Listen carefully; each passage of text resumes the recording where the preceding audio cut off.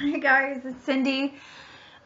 Just came back from our Friday walk, and even though there was no questions submitted for the Q&A, I just thought that I would just do a quick one just to show you kind of what it looks like. So every Friday, or so every Thursday, you have an opportunity to submit questions. Sometimes, like your questions are always answered during the group, but sometimes you have more delicate ones or more private ones, or you're more shy about them, or you just like the format of this versus having to read them all the time. So you submit them on Thursday by the end of the day Thursday, and then at some point on Friday I will do the video. There's some exceptions, like sometimes I'm away on a Friday, so it'll be on Saturday, but nonetheless I'll answer your questions via video. So I just want to do a couple things. You're in the reboot, so I understand that that can be challenging, that you can experience a lot of headaches, moodiness, cranky, fatigue. That's definitely a sign of, well, you either, and usually it's related to caffeine or to sugar, that you're probably consuming a little bit too much. And usually, like for caffeine, if you're needing like several cups a day, it's not doing its job. Likewise, if you were doing like drinking pop for energy, or likewise, if you're drinking Red Bull for energy, if you need several during a day, then it's not doing what it's supposed to do. And sometimes that masks what can actually be happening to our body. And so if you think about when we consume foods that are inflammatory in our body, that it can just hinder, like block the nutrients from other foods to getting into our cells. And it can cause a lot of inflammation and bloating, which makes us feel heavier, and in turn we are heavier, right? So what we've done during this reboot is just kind of eliminate those high allergen foods. It's not a long-term decision that we're making. It's just for right now, we're just experimenting to see, hey, how do we feel during? And I know that we feel shitty right now, but maybe we'll start to feel a little bit better and have a little bit more clarity, and maybe things will look different. And then as we introduce those foods back, or those beverages back, then maybe we won't consume as much of them, or maybe our body will have a different reaction that we've just been ignoring this whole time.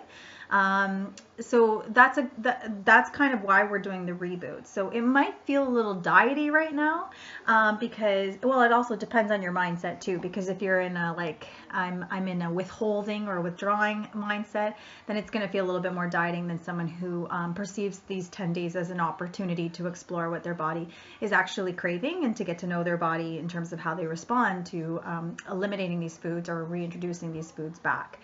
So I just wanted to say that. So headaches are pretty common, crankiness, fatigue, that's all pretty common.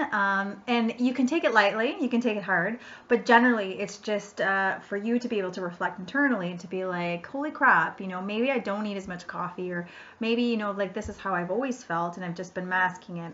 I once had a client who had her menstrual cycle, for example, and then she used to have friends who used to say to her, you know, like they used to sense like when their period was coming that they'd feel bloated or like moody or anything. And she was like, you guys are crazy. Like, I don't feel any of this stuff. And then we started working together, and she started like eliminating some foods, eating differently. And then she got her period. And then that was when she realized what her friends were saying. Point being to the story was that it was her constant state that she didn't know that she was even feeling that way, or that she could even possibly feel different. So there's an opportunity in front of you. And I know that it's challenging because we're trying to manage this in the midst of everything else. And if we get really, really focused on the need to lose weight, then we're like, what is the sense? What's the point of doing this to my body and to my mind? But really, it's just an exploratory issue. And some people choose to use supplements to cleanse their body and detox.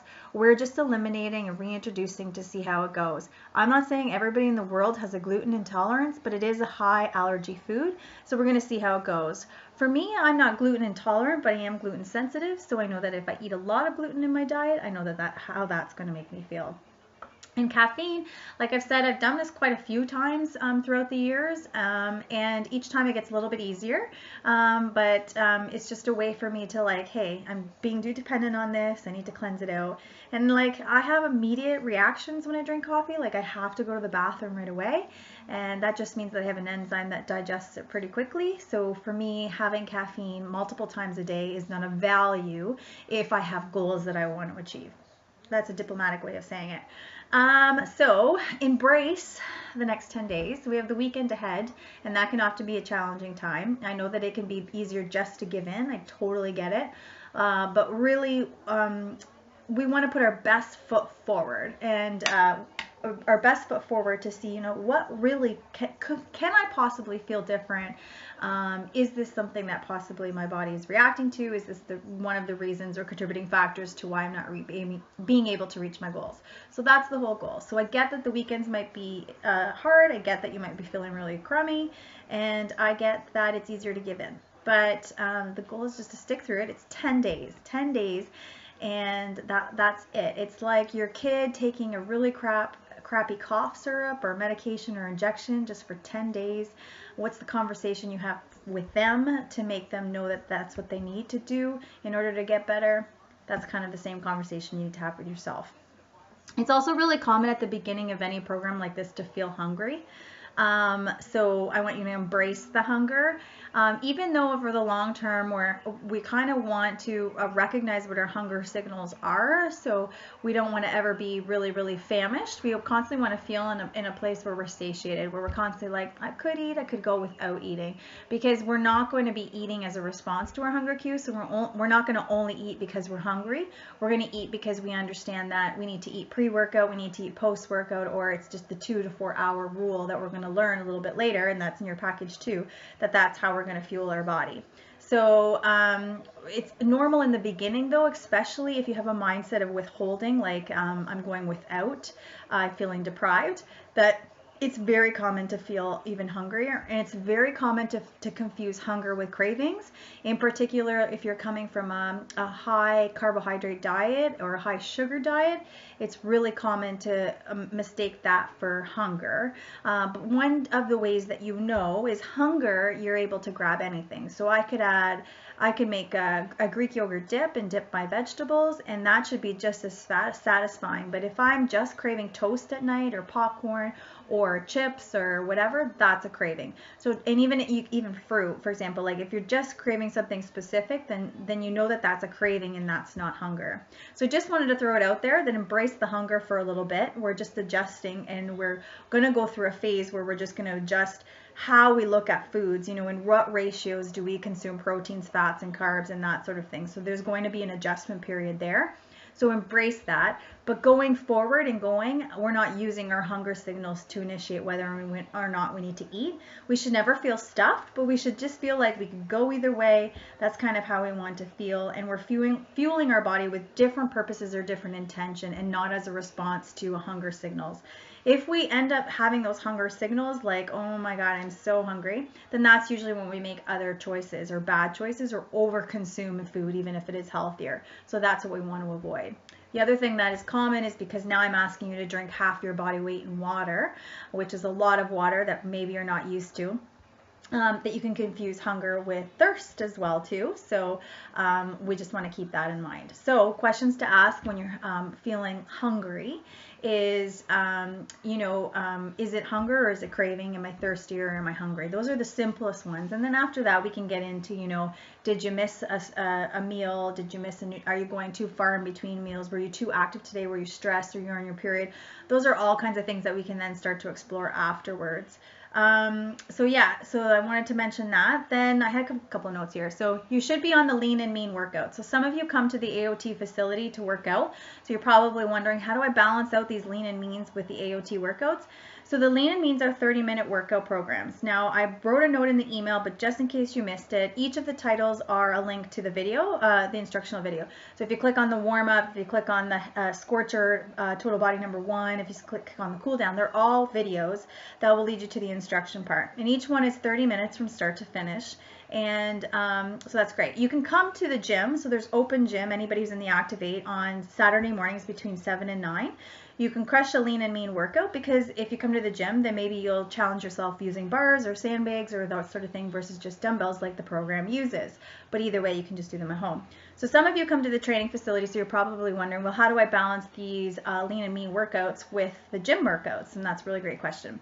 So the lean and mean has 2 rest days, right? So so they only work out 5 days a week.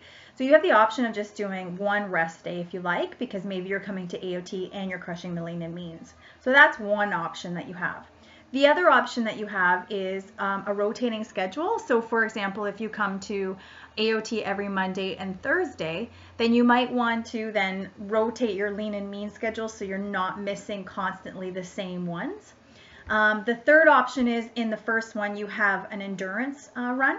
So you can substitute your endurance run for a class, but some of you have endurance goals like running a race, so that's going to be of more value to you than that. The other option is you can substitute the total bodies that are in the lean and mean for the classes as well. So it depends. And some of you are going to be coming to classes 5 days a week, which then you don't really have access to the lean and mean, right? You might have to use the lean and mean when you have to miss a class, or you might use the lean and mean as a 6th day. So there's lots of different options so that it fits your lifestyle to make it work. The minimum we want to see you working out is 3 days a week. However, I'm going to talk about this 60% rule, which was in a video we posted after the conference we attended last week. This 60% rule suggests that you're never living in 100% trying to be perfect. It's basically you, for your lifestyle and your goals, are trying to figure out what is the 60% way you want to approach nutrition, exercise, mindset, sleep, and stress management, all those things that ultimately contribute to your outcome, the goal that you want to achieve. What's the 60% look like? Because if we can optimize and consistently achieve 60%, then we have longevity in it. We're never starting or finishing. We're not jumping on the bandwagon, off the bandwagon, on a diet, off a diet, whatever you want to call it. And then when we want to ramp it up, we have enough energy to then ramp it up, right? Maybe we have a trip or a wedding or that sort of thing. You can consider these 12 weeks a ramp up time if you like. But there is a lot of learning, so some of you might approach it as your 60% because maybe learning and consistency is going to be more important, where some of you have been through the program or have been through multiple and have way more knowledge about nutrition in your body and everything else, then maybe this is your ramp up time. Maybe this is not your 60%, but it's your 60% when you come off the program. So you really need to make that choice there. So that's why I want to give you flexibility in terms of how you set up your workouts. But I do want to have a minimum of 3 days a week that you can commit to. So while you're in this program, you're going to learn a little bit about what are called non-negotiables, or the word that I heard this weekend was your foundation. And basically it's like when shit hits the fan, life gets too busy, work gets too complicated, and kids are whatever, that you have this set of rules that maintain your 60%. So that's going to be your 3 days a week no matter what. It might not mean you get to a class, it might not mean you have a lean and mean, but it means you have some intentional, purposeful exercise that's going to be planned in minimum times 3 days a week. Can we commit to that? That's our minimum. And then from there, if we decide that this program is not our 60%, this program is like our ramp up time and then we'll achieve 60%, then we got to look at, okay, if our base is 3 days a week of whatever movement that looks like, then where do we go from there? Is that 5 days or is that 6 weeks? It's never 7 days, because growth hormone gets released on the rest day, not only when you sleep but when you're resting. So that day is just as important. And no, I don't mean you can go for an aggressive walk. No, I don't mean you can do a 5K. It's a rest day, and it's not active yoga either. So when it comes to your lean and mean, that's where we want to be. When it comes to the reboot, that's where we want to be. Is this your ramp up time, or is this your 60% mark? And then once we approach macros, it's deciding the same thing. But please, please, number one is consistency. So what's going to make you most consistent? And along this journey, you're going to be frustrated and you're going to be scratching your head figuring out, why can't I get my shit together? There's two things that you need to keep in mind. Is one, are you pushing beyond your means, and do you need to scale it back? Because consistency is key. And number two is, how do you access your tribe to help you? So as a coach, don't wait weeks, 2 weeks, or a month to reach out to me or to post in the group or whatever.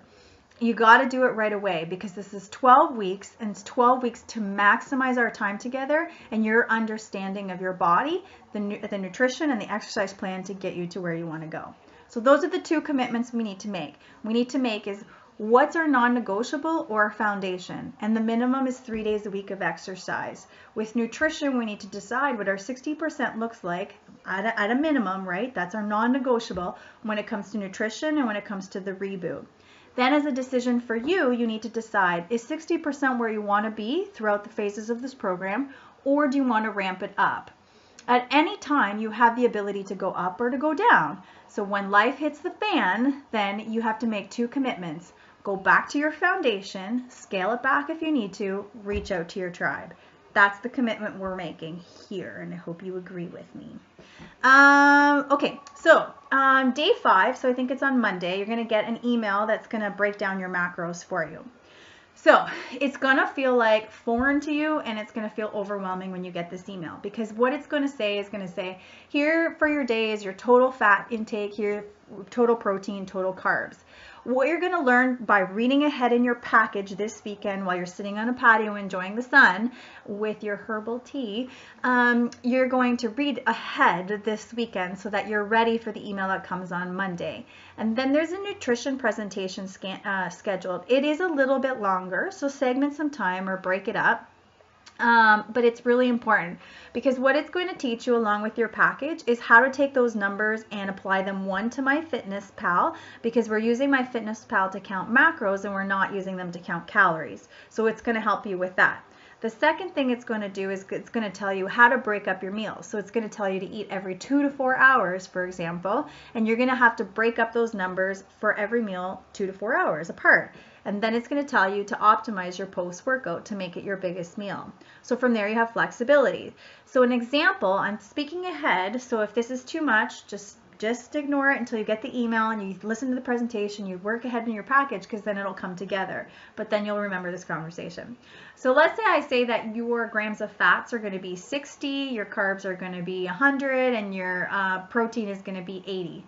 And that's your consumption for the entire day. So then from there, you can make some decisions about how you're going to divide those numbers up or try and achieve them. So you're going to divide how many carbs, how many fats do you want, and proteins do you want for breakfast, snack, lunch, snack, dinner, and maybe you have a snack, because we're eating every 2 to 4 hours, right? And then post-workout's one of those meals. So you're going to divide those numbers up. That's the best strategy to do, because what happens to some people is they come to the end of the day and they're continuously not hitting. They're like, oh, I'm really under eating on protein. I'm really overeating on carbs. There's nowhere to change that at the end of the day. So if you do it as you go along, that's another strategy as well, but you might be scrounging at the end of the day to consume more, and I don't want you just to consume for the sake of consuming and meeting your numbers. So if you try to say, okay, well, I'm going to try and eat these grams for breakfast and try and eat these grams for mid-morning, and it doesn't happen, then you have an opportunity to then catch up at lunch versus catching up at the last meal before dinner, which doesn't make sense. So all this is going to make sense. I just want to prepare you for the email that's coming, the presentation that's coming, and preparing you to look ahead in your package to read about what macros are all about and what your lifestyle plan is going to look like. From there, then you're going to get the email that's going to give you your breakdown, and then from there you're going to plug it into MyFitnessPal, and you're going to try and plan out how many you want at each meal time, so then see if you can achieve that. So I will share one of mine with you as well, and I think Amy's sharing her journey as well too, so then it gives you a better idea. And some on the Wednesdays they'll be like post your recipe or post your macros, so that we all are sharing as well, so I encourage you to do that too. So there's lots of tools to help you. I understand that it's a learning curve. I understand, like for me, I cycle on and off of macros and do portions, because I don't like being attached to things. It's the reason why I don't have a Fitbit, and everybody asks me why I don't have one. I don't like being attached to things. I don't like being evaluated like that. It's the reason why I don't have a bathroom scale. But it's a really valuable tool, and it gives you so much more flexibility than portion control does, because you really can make choices about what you eat as long as you meet the numbers, but understanding that there are ones that are going to push our goals a lot further than making other choices.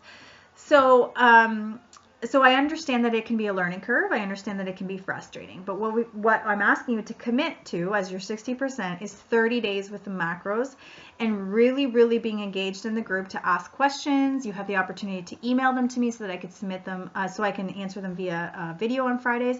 So I ask you just to do that, because 30 days to see if you can do it. And if you can't do it, and we're constantly adjusting and figuring out what our 60% looks like, where we are on the scale.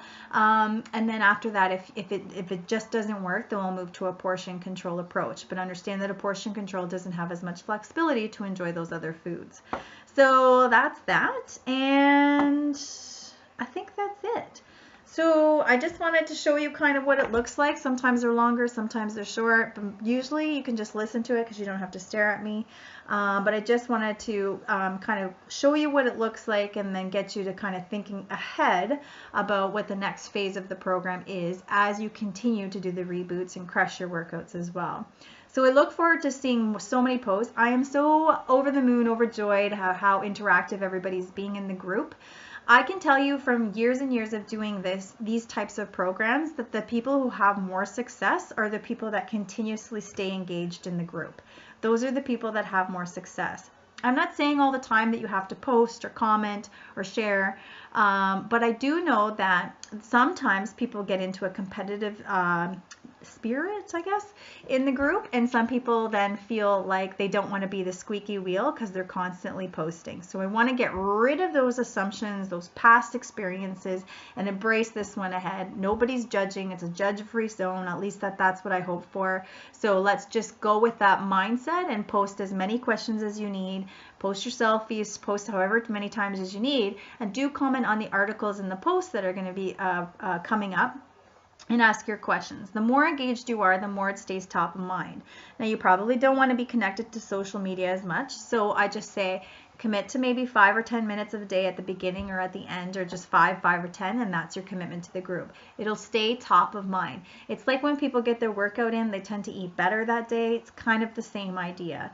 And everybody likes to feel supported in the group. So nobody likes to feel like the squeaky wheel. Nobody likes to feel like, oh, this tribe is like so quiet. Everybody likes to feel supported. So if you like to feel supported, then those around you like to feel supported. So it's a reciprocal process. All right, that's it. Have a great weekend. And if you like, come to Open Gym tomorrow between 7 to 9 to crush your workout. You can bring your lean and mean workout in with you. And I think that's good for now. Check you later.